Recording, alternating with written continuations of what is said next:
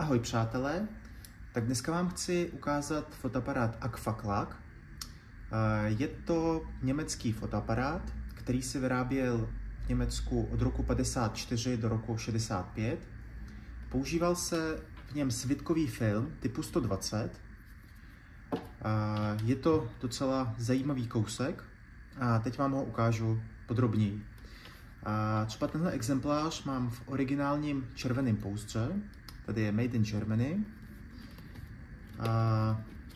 Vypadá docela hezky, v takovém starším stylu. Bohužel u toho exempláře tady chybí ten rámeček, ten nadpis Agfa. To bohužel tady chybí, to někdy odpadlo. Vyráběl se ve Mnichově, takže západní Německo tedy. Tak, teď ho tady odšroubuju. Přišrouboval se dovnitř a byl tam teď nevypadl, takže to je pro takovou bezpečnost. Jedná se o docela malou kameru, tahle vypadá v rukou. Je docela jednoduchá. Na obyčejný svitkový film se vejde asi 8 fotek. A nemusí se tady vlastně nic natahovat, fotí rovnou, bez přípravy. Aby se otevřel, tak jistič je tady dole, ten se otočí, vlastně je to v němčině i v angličtině a otevíral se takovým způsobem. Tak. Uvnitř vidíme doporučení, jaký film by se tam měl používat. Jedná se o film Agfa, ale samozřejmě, že je možnost používat jakýkoliv svitkový film typu 120. Uvnitř vypadá takhle, docela jednoduše. Tak, teď ho zkusím spustit. Takže funkční. Má pouze dvě možnosti, že fotí takovou rychlostí, nebo se dá dát Bčko a tím pádem se může udělat fotografie ve tmě, kdy vlastně závisí podle toho, jak dlouho budete držet tlačítko, tak taková bude světelnost fotografie. Tak. Ohledně ostření jsou tady dva režimy. První režim je vlastně od 1 až do 3 metrů, to se přepíná tady z boku. A druhý režim od 3 metrů a víc. Když se to přepíná, tak tady se vlastně měněj. Jo, tady to není vidět, tak moment, tak dám to Bčko. Tak, když je to teď otevřený, tak je vidět, jak se tam mění ty okýnka. To ostření teda. To nejmenší to je na delší dobu a to největší je na bližší. Tak, hledačka je tady obyčejná. Když se kouknou, tak tahle to vypadá. V tomhle případě je docela čistá. To je asi vlastně všechno, co se týká těch možností toho fotografování. Mám tady vlastně vzor toho filmu 120, tak ukážu aspoň, jak se sem dává. Používal se tím, že se takový film vlastně koupil. Já jsem používal Fomapan 100. Normálně se vybalí. Tady jsou speciální místa na tu cívku, to je vlastně v komplektě. Tak se tam upevnil, pak se normálně přetáhne tahle a upevní u té druhé cívky. Teď to tady prondám.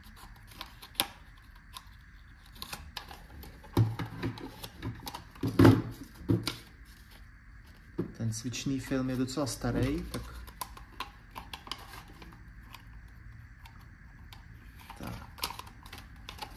když tam je uvnitř ty cívky, tak je tady třeba táhnout. A tady vlastně vidíte start. Tak se musí natáhnout až do téhle čáry, ty uprostřed. A pak se ten fotoaparát vlastně uzavírá. Tak, tady se zamkne. Tak, jo, je uzamčený. Teď, jak vlastně pochopit, že ten film je tam uvnitř připravený? U těch svědkových filmů je číslování na samotném filmu. Takže otevře se tohle okýnko, kde je to všechno vidět a přemotáváme, dokud tady neuvidíme čárku. Tak.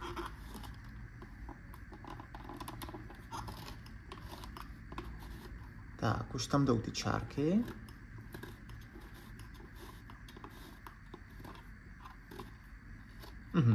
Tak tady už začínají ty tečky. Čím menší tečka, tím je třeba připravit. Jo. A tady vidíme číslo 1. Takže děláme fotografii, jak chceme, jo. Takže třeba nějaký portrét. Z toho Bčka dáme na M. Fotografie je udělána. A musí se manuálně přetočit dál. Takže tahle se točí. Zase jdou ty tečky. Takže víme, že za chvilku bude 2 a tady je. Takže tady je 2. Zase děláme fotografii a přemotáváme dál. A tak dále. Pro vlastně pohodlnost fotografie je tady taková zatahovací ručička, že si můžeme vzít tahle a fotit. A v standardním filmu typu 120 v tomhle okýnku uvidíte 8 fotografií. To jsem vlastně vyzkoušel. Potom, co ten film skončí, tak se musí dotáhnout úplně do konce. Úplně do konce, dokud ta cívka nebude taková volnější. Pak ten film vytáhnete, zalepíte, tam je speciální papírek. A když vyvoláte, tak z toho vyjdou takovýhle negativy. Takový negativní fotografie. Vlastně tady to není moc dobře vidět. Ale ukážu, jaký výsledky byly z toho fotoaparátu. Tohle je budova v Dejvicích. Tohle byl pokus vyfotit déšť v Michalském lese v Praze. Tady moc není vidět, že to je déšť, ale trošku slunce. Tohle je náměstí na Smíchově, nedaleko od újezda. Jak vidíte, je tady docela jako dobrá kvalita. To je opět budova na Dejvicích, protože jsem měl pocit, že jsem udělal něco blbě, tak jsem pro všechny případy udělal tu fotografii po druhé. Zde vidíme Jindřišskou věž v Praze. Jako ta kvalita je docela dobrá, opravdu ta fotografie je docela vysoké kvality, když se veme, že tomu fotoaparátu je 70 let. Tady jsem špatně zaostřil, tady je vlastně ulice Jindřišská, ta věž na konci měla být víc kvalitně vidět, ale bohužel jsem to špatně zaostřil, jsem to neskontroloval, tak se mi ta fotografie povedla trochu rozmazaná. Ohledně focení lidí, tak tady jsem fotil tátu. Ta fotka se docela povedla dobře. Tak, tahle to vypadá. Takže ten fotoaparát docela doporučuju. Nefotil jsem jim v noci, takže to jsem nezkoušel tedy, ale myslím si, že hodně lidí v noci fotit asi nebude. Ale jinak je to docela zajímavý exemplář. A pro ty, kdo se chtějí naučit fotit s filmem typu 120, ho určitě doporučuji. Já jsem používal Fomapan Classic 100, to znamená, že citlivost je 100, to na takový starý foťáky je právě akorát, protože 200 to jako taky jde a jsou ještě 400 a tam ta citlivost je tak vysoká, že s 400 můžete fotit třeba pozdě večer, nebo už až slunce zapadne, nebo i třeba nějaký noční snímky, ale zase není jistota, že ta kvalita bude dobrá, takže takový Fomapan. Vím, že ještě různé jiné firmy vyrábějí takový typ filmu, myslím, že Ilford. Takže taková krásná hračička, která vlastně dosud funguje. Můžu vlastně ukázat, jak vypadá ten film, až se přemotá. Tady vidíme, teď bude 3. fotka, 4. fotka, dále 5., 6. fotka, 7., 8. fotka a myslím, že 8 by to mělo končit. Jo, ano, správně. po 8 už jen zbývá dotočit až do konce. Vlastně podle toho okýnka vidíme, že tam ještě pořád je exposed, jasně, že už ten film končí. Tak. Tady to trošku nejde, ale běžně ten film se z té cívky uvolní. V mém případě, jelikož se jedná o starší typ filmu, tak je tam zapevněná docela dobře. Tak. Jo, tady je trošku líp upevněná. Když ten film skončí, tak se uvolní. Vlastně tahle ho dotočíme do konce. To vlastně vidíme v tom okýnku. A normálně tu cívku uvolníme. Tahle ji zalepíme. Vlastně ten postup je stejný u těch moderních filmů. A tu původní cívku dáme zase sem. Aby jsme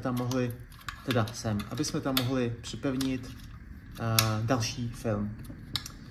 Tak tahle to vypadá. Doufám, že se vám to video líbilo. Že někdo to třeba vlastní takový fotoaparát a neví si s ním rady, tak mu to nějak pomůže.